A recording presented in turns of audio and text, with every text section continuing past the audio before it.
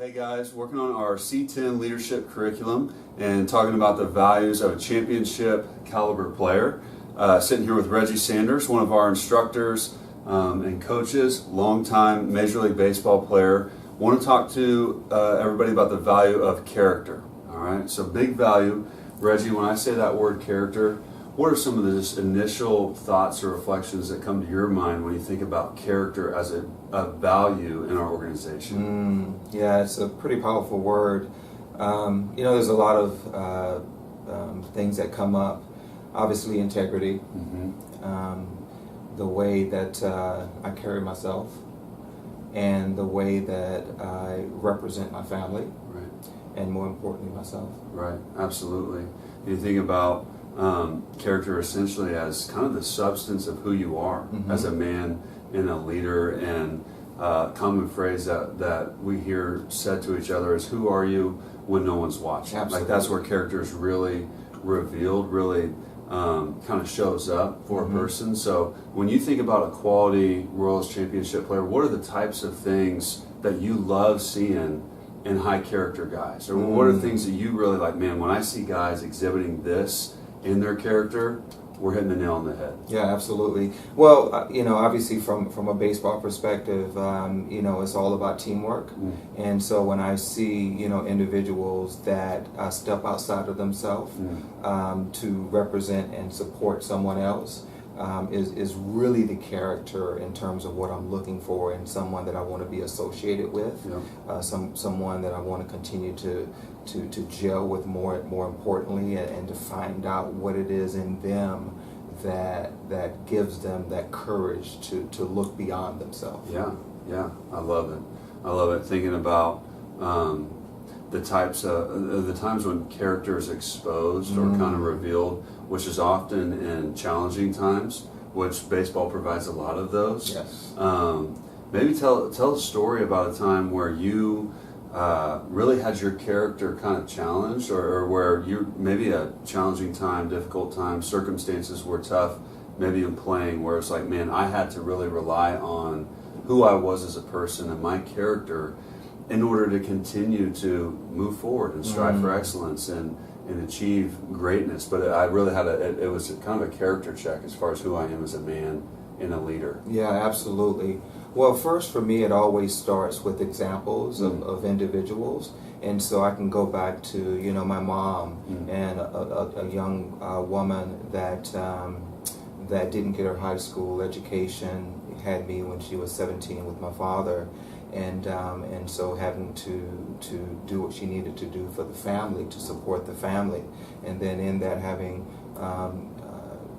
another child who has autism and seeing the struggle in that, but just having the courage just to continue to go and continue to fight through all of it.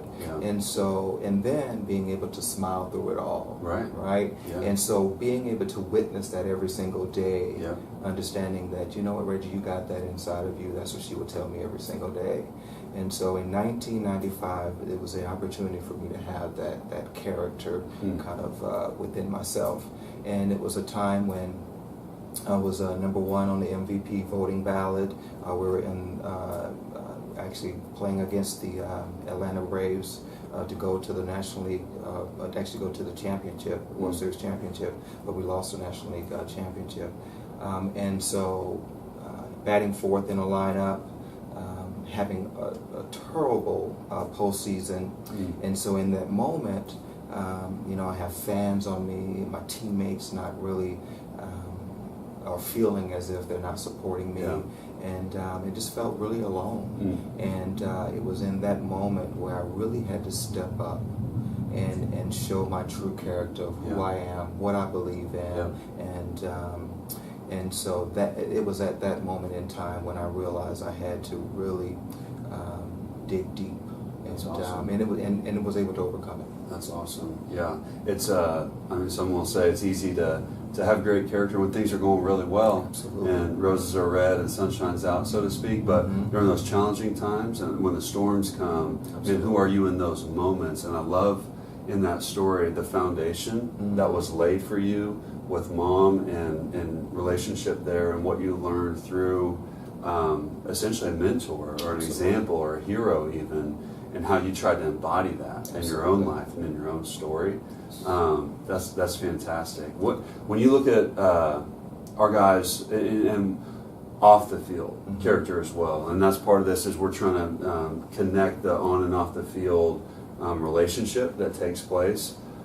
When you look at off the field stuff, what types of stuff gets you excited about guys showing character off the field and seeing that as being a quality person, but also that connection to being a quality player as well? So talk a little bit about character off the field and what you see us striving for in that capacity as well. Being in this organization, it's been beautiful. It's been beautiful because you number one, you get to connect with the new generation of players, and then you get to see what they're doing so well, and so in the community, supporting the community where they are, as well as going to church and really developing their spiritual awareness for the game and for their own being, and also just the way that they carry themselves.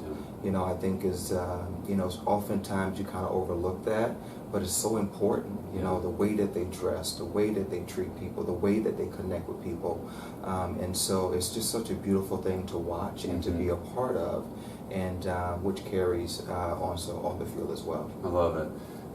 You highlighted a lot of great actions as far as like what's going on the outside, how you're treating people, how you're engaging with others, and that flows from the inside, right? Like our values dictate and determine our behavior. So kind of like what the juice is on the inside is going to determine what flows out on the outside, which I love that. I love that. Are there things that you see or that you have concerns for with guys when it comes to character, as far as like, man, I get nervous when I see guys going down this road, or stuff that's like, man, that's going to actually hinder character. That's going to hinder you developing as a championship player, that you're like, man, stay away from that. Don't be on that distraction, or whatever that can look like as well, kind of on the negative side. Yeah, absolutely. Well, there's always the negative aspect of that.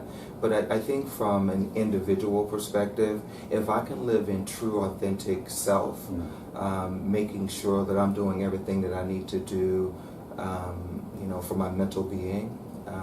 So we all have those dark fears that we always have to overcome.